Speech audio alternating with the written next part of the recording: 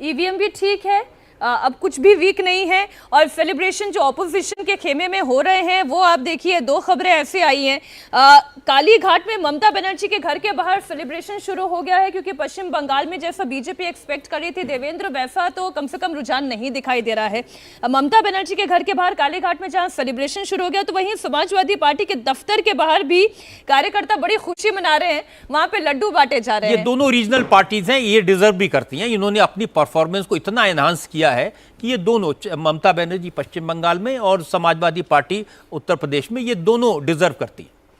अधिकारी परिवार का बीजेपी के साथ आ जाना, कोई इसका फायदा नहीं हुआ देवेंद्र, क्या वजह है? और निश्चित तौर पर न सिर्फ आना, बल्कि उनको जितना फ्री हैंड दिया गया था बंगाल में, बाकी पहले के बीजेपी के जो नेता रहे हैं एक तरह से उनको किनारे रखा। जैसे दिलीप घोष की जो कंस्टिट्यूंसी बदली गई, उसके पीछे वजह ही यही थी कि अधिकारी चाहते थे कि उनको उस क्षेत्र से बाहर निकाला जाए।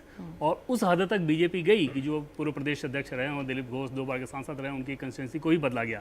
तो एकदम से फ्री हैंड उनको दिया गया था, और मकसद ये था कि ममता बनर्जी की ग्राउंड की जो पॉलिटिक्स है उसको अधिकारी बंधु क्योंकि बेहतर समझते हैं, तो शुभेंदु अधिकारी उसको ठीक तरीके से हैंडल कर सकें।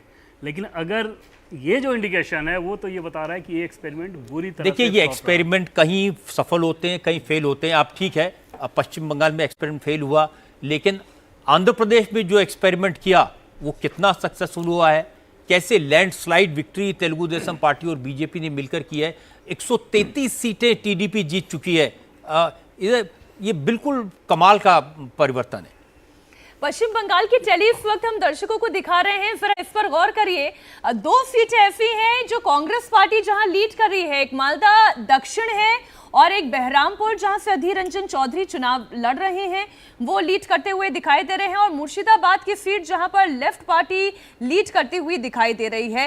एक बार फिर से जरा आप पश्चिम बंगाल की टैली दिखाइए, पार्टी वाइज सिचुएशन उससे सामने आएगी। बीजेपी 10 सीटों पर लीड करी है, उसमें एक अलीपुरद्वार, जलपाईगुड़ी, दार्जिलिंग, मालदा उत्तर। अच्छा, मालदा उत्तर को लेकर कहा जा रहा था कि बीजेपी के लिए स्ट्रॉन्ग होल्ड वाली सीट है, यहाँ से वो निकाल सकते हैं, लेकिन अभी सिर्फ 8,579 वोटों से मार्जिन से जो है वो आगे चल रहे हैं। एक डेटा ये भी आया है कि ऑलमोस्ट 200 सीटें ऐसी हैं जहां मार्जिन 10,000 से कम है।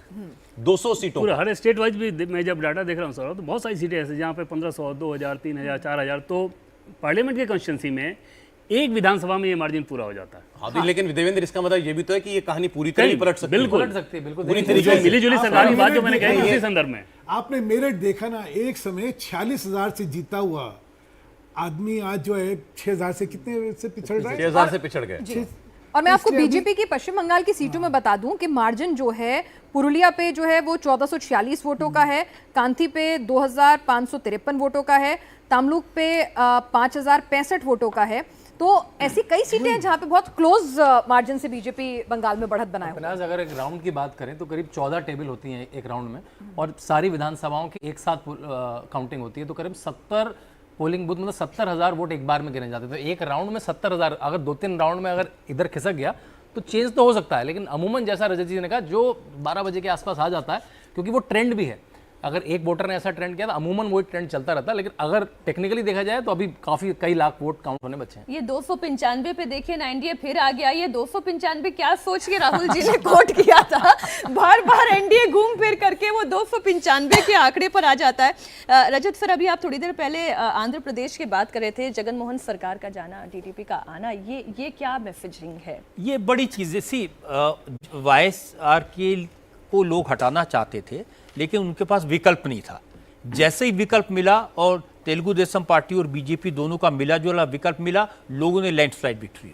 ये बड़ी क्लियर है कि लोग उसको हटाना चाहते थे, परेशान थे, उन्होंने कोई ऐसे बहुत अच्छे काम नहीं किए थे, और लोगों को लगा कि ये सरकार बीजेपी, मुझे नहीं लगता कि बीजेपी का कोई बहुत असर है वहाँ पर, लेकिन तेलुगु देशम पार्टी को बीजेपी का सपोर्ट मिलने से ये लैंडस्लाइड हो गया। जी, कोई सोशल मीडिया पर पूछ रहा है कि ये तेलुगु देशम पार्टी,